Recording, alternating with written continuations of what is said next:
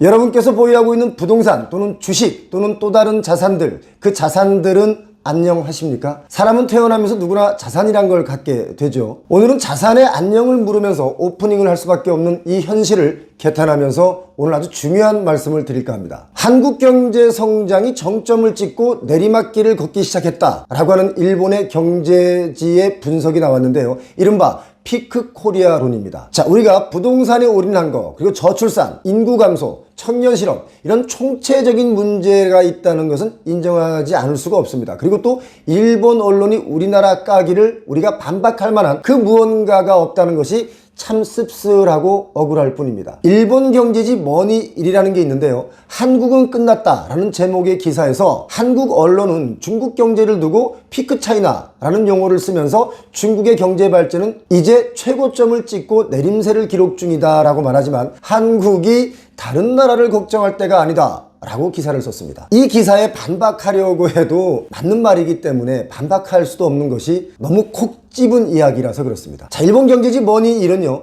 한국경제신문에서조차 한국은 끝났다, 성장률 0%대 추락은 시간 문제라는 어두운 전망의 기사를 내고 있다 라고 하면서 이것을 피크 코리아론이라고 지칭한다 라고 기사에 썼습니다. 피크 코리아, 이제 한국은 피크를 쳤다 이 뜻입니다. 우리나라의 언론 기사를 제가 간단하게 요약을 한번 해보니까 연 1% 성장률도 아슬아슬하다, 우울한 피크 코리아 예언한다, 추세적인 경제 성장률 하락하고 있다, 0%대 추락은 시간 문제다, 1인당 국민소득 3만 불대에서 주춤거리고 있다 라는 기사들이 많습니다. 그런데 이거 다 사실에 가깝습니다. 그러면서 아직 지나친 비관론은 금물이다 라고 하는 기사들도 간혹 눈에 띄는데요. 생산성 향상 속도가 다른 선진국보다 높다, 구조개혁을 통해서 경쟁력을 회복하면 된다, 이런 기사들도 많이 보입니다. 자, 일본의 경제지에서는 어떤 근거로 이런 기사를 썼을까요? 그 근거를 보면 고개가 숙여질 수밖에 없습니다. 한국 국내 총생산, 그러니까 GDP 성장률이 점차 감소하고 있다는 것에 주목해서 이 기사를 썼는데요. GDP 성장률이 정말 감소하고 있는지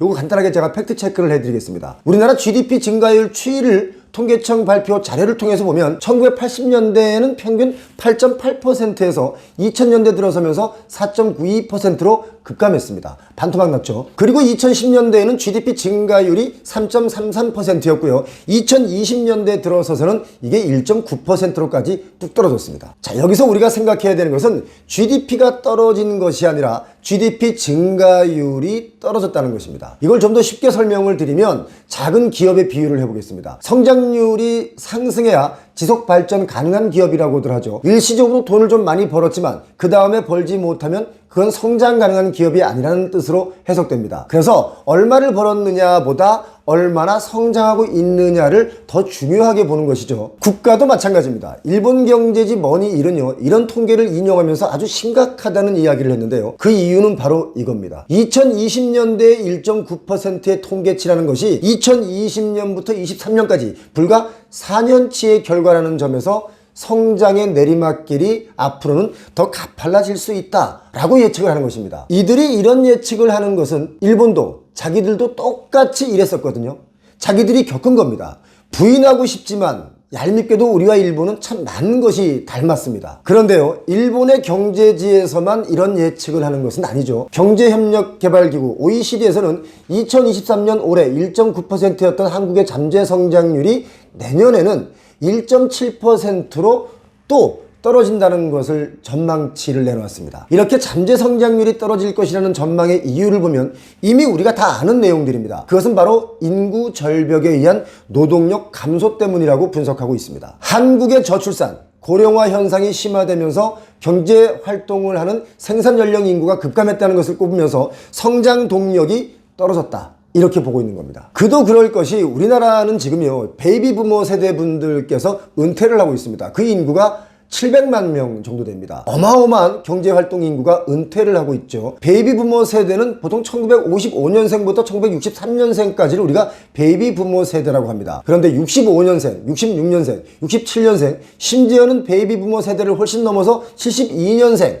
73년생까지도 은퇴를 하고 있습니다. 자, 지금 아파트 값이 얼마다, 얼마가 올랐다, 내렸다, 이게 문제가 아닙니다. 우리 모두가 부동산에 올인하느라 경제활동 인구가 줄어드는 것을 간과하고 있는데요. 계속 부동산은 오른다, 불패다 이럴 때가 아니라는 얘기입니다. 지금 정신줄을 놓으면 우리도 어느 날 갑자기 가난해질 수 있습니다. 전체가 다 말입니다. 부동산만 등에 잔뜩 짊어진 채 이거 빚 갚느라고 힘들어지는 것이 뻔한 것입니다. 그렇습니다. 부동산 가격이 오르면 좋죠. 단 성장률 따라 오르면 좋죠. 하지만 올라도 너무 많이 올랐고 이거 잡지 않으면 경제 성장, 우리가 아무리 길을 써봐도 성장하지 못한다 라고 저는 보고 있습니다. 청년 세대들이 포기하는데 경제가 제대로 돌아가고 받쳐주겠습니까? 경제가 안 받쳐주면 부동산 가격이 계속 오를 수 있겠습니까? 부동산이 무슨 돈 놓고 돈 먹기 폰지 게임입니까? 지금 오르는 그 부동산은 그 사람들끼리의 리그인데요.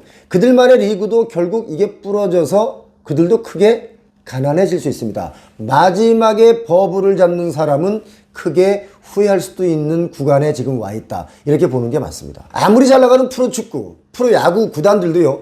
경제가 받쳐주고 후원이 생기고 해야 구단의 연봉도 올라가는 것이죠. 그렇지 않습니까? 이 부동산도 마찬가지라고 저는 봅니다. 더 심각한 발표를 한 것은 일본의 경제지만 그런 게 아닙니다. OECD만 그런 게 아닙니다. 바로 골드만삭스도 심각한 것을 발표했습니다. 골드만삭스 글로벌 투자 연구소가 지난해 발표한 보고서를 근거로 이런 얘기를 합니다. 한국은 주요 9개국 G9 들 수 없다 라고 주장을 했습니다. 이 보고서를 보면 한국은 2022년까지만 해도 GDP 기준 전 세계 12위를 기록했는데 2050년에는요 순위권 외 15위 이하로 밀려나고 2075년에는 순위권에 들지도 못한다 라고 골드만삭스는 전망을 했습니다. 자, 2075년 앞으로 대략 한 50년 남았습니다. 순위권에 들지 못한다 라고 보는 가장 큰 이유는 뭘까요? 바로 인구입니다.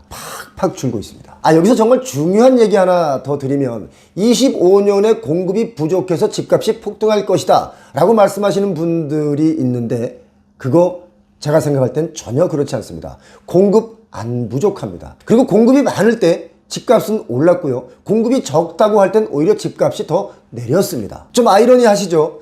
단순 계산으로 보면 공급이 부족하니까 값이 올라간다 라고 하는 것인데 아니 부동산이 무슨 석유입니까? 생산을 덜하면 석유값이 오르고 많이 하면 석유값이 내려가는 것. 그것처럼 부동산도 똑같이 그럴 것이다 라는 것은 옛날 데이터를 읽는 방법입니다. 그리고 이미 작년에 집 살 사람들 다 샀습니다. 지금 공급이 부족한 게 아니라 집을 살 수 있는 가격에 분양하는 아파트가 부족한 것이다. 비싼 아파트 공급이 부족한 게 아니라 돈이 부족한 것이다. 단언컨대 그런 말씀 드리고 있습니다. 자, 다시 한번 아파트 공급이 부족한 게 아니라 돈이 부족하다고 또 한 번 말씀드립니다. 일본 경제지 머니일은요 얼마 전에 한국이 G9에 들 것이라는 취지로 소망을 얘기했지만 골드만삭스의 자료를 보면 한국의 G9은 불가능하다라고 하며 몇 번이나 말하지만 한국 성장기는 끝났다 라고 강조하면서 기사를 마무리했습니다. 일본이 우리를 이렇게 평가한다. 본인들이 겪어봤기 때문에 우리를 이렇게 평가하는 거죠. 자, 우리는 이럴 때 어떤 걸 해야 됩니까? 정신을 바짝 차려야 됩니다. 세계 신기록일 만큼 인구는 줄어들고 있습니다. 맞습니다. 생산성은 그래서 낮아지고 있습니다. 그렇다고 한국 경제는 그렇게 빨리 무너지진 않을 것이다. 저는 그렇게 봅니다. 왜?